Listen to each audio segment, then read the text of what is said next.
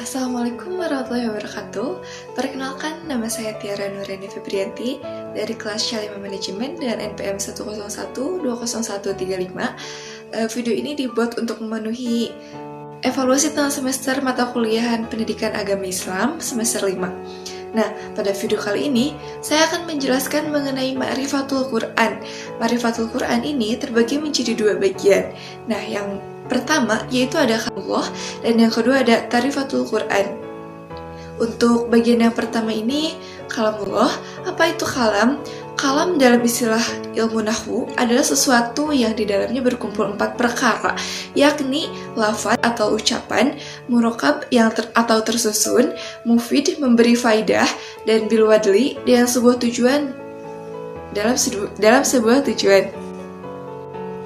Maka dari itu, kalamullah adalah dua unsur kata dari lafaz kalam dan Allah, yakni firman Allah dalam bentuk wahyu yang disampaikan kepada para nabi dan rasulnya melalui malaikat Jibril. Lalu, sejarah turunnya Al-Quran atau nuzulul Quran. Nuzul adalah kata ejadian dari kata kerja nazala yang berarti turun. Nah, nuzulul Quran ini diperingati pada tanggal 17 Ramadan. Proses turunnya Al-Quran. Untuk proses turunnya Al-Quran ini terbagi menjadi 3 proses turunnya Al-Quran. Pertama, yaitu Al-Quran diturunkan sekaligus ke Lauhul Mahfuz, yaitu suatu tempat yang merupakan catatan tentang segala ketentuan dan kepastian Allah, sebagaimana firman-Nya dalam surat Al-Buruj ayat 21-22 yang berbunyi, A'udzubillahi minasyaitonirrajim. Bismillahirrahmanirrahim. Balillazina kafaru fi taqdzib fi lawhil mahfuz. Shadaqallahul azim. Yang artinya, bahkan yang didustakan ialah Al-Quran yang mulia yang tersimpan dalam Lauhul Mahfuz. Nah, lalu untuk proses yang kedua ini, Al-Quran diturunkan dari Lauhul Mahfuz ke Bait Al-Izzah, yang dimana tempat yang berada di langit dunia, sebagaimana dalam firman Allah SWT dalam Quran surat Al-Qadar ayat 1 yang berbunyi, A'udzubillahi minasyaitonirrajim. Inna anzalnahu fi lailatul qadr, yang artinya sesungguhnya kami telah menurunkannya Al-Quran pada malam kemuliaan. Nah, lalu untuk proses yang ketiga ini, Al-Quran diturunkan dari Bait Al-Izzah ke dalam hati Nabi dengan jalan berangsur-angsur sesuai dengan kebutuhan. Nah, hal ini juga diisyaratkan dalam Quran surah Asy-Syu'ara ayat 193 sampai 195 yang berbunyi, A'udzubillahi minasyaitonirrajim. Nazala bihir ruhul amin ala qalbika litakuna minal munzirin bilisanin arabiyyin mubin. Shadaqallahul azim. Nah, yang artinya dia dibawa turun oleh Ar-Ruh Al-Amin Jibril ke dalam hati Muhammad agar kamu menjadi salah seorang di antara orang yang memberi peringatan dengan bahasa Arab yang jelas.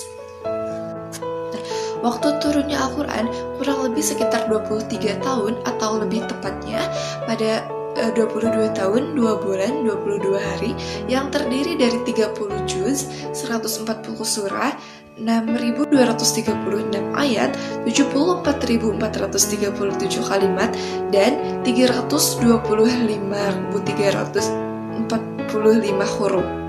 Nah, untuk surat pertama yang diturunkannya itu yaitu surat Al-Alaq ayat 1-5, dan juga surat yang terakhir diturunkannya itu surat Al-Maidah ayat 3.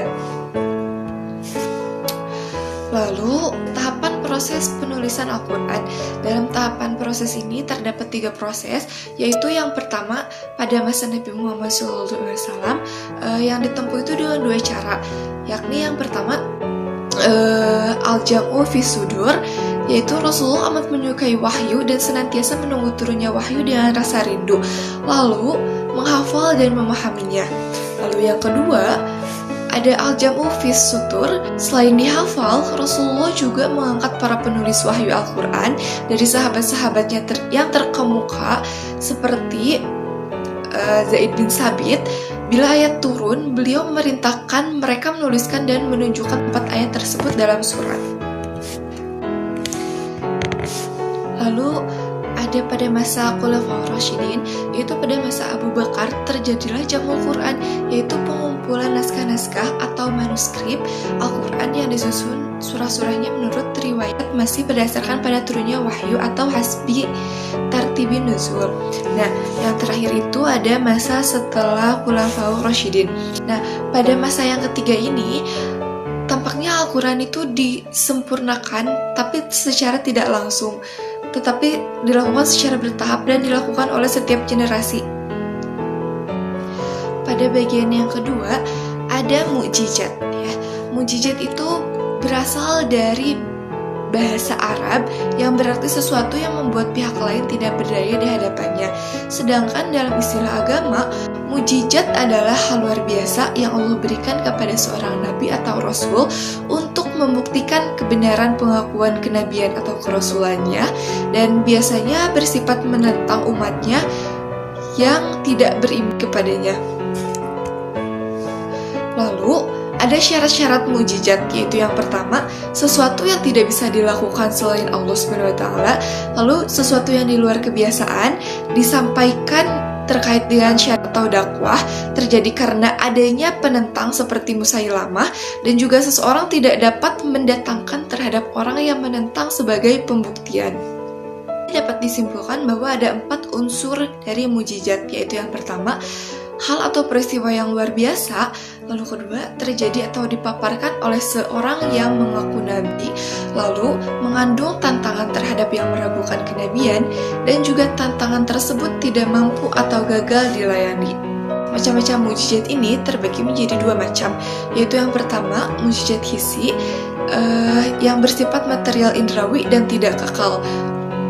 Lalu ada mukjizat manawi yang bersifat imaterial, logis, dan juga hanya bisa dicapai oleh kekuatan akal dan kecerdasan pikiran. Nah, ada aspek-aspek mukjizat Al-Quran, yaitu yang pertama, ada aspek bahasa dan sastra, aspek isyarat ilmiah, aspek kisah-kisah purba, dan juga aspek hukum. Ada sejumlah alasan mengapa Al-Quran diturunkannya secara berangsur-angsur, yaitu yang pertama, untuk menguatkan, meneguhkan, atau memantapkan hati Nabi ketika menyampaikan dakwah, lalu untuk menenangkan hati Nabi, lalu untuk menentang dan melemahkan para penentang Al-Quran, lalu ada memudahkan untuk dipahami dan dihafal, lalu untuk membuktikan dengan pasti bahwa Al-Quran turun dari Allah yang Maha Bijaksana. Seseorang yang rutin membaca Al-Quran akan mendapatkan pahala yang berlipat ganda, yakni akan mendapatkan syafaat di hari akhir, yaitu dengan meyakininya, membacanya, memahami kandungannya, dan juga tentu mengamalkannya dan terlibat dalam memasyarakatkannya. Insya Allah nanti di hari akhir akan mendapatkan syafaat dari Al-Quran ini. Maka teruslah membaca Al-Quran supaya kalian semua mendapatkan syafaat pada hari akhir nanti. Cukup sekian materi tentang Ma'rifatul yang dapat saya sampaikan. Mohon maaf apabila ada kesalahan, karena manusia itu tidak luput dari kesalahan. Billahi taufiq wal hidayah. Wassalamualaikum warahmatullahi wabarakatuh.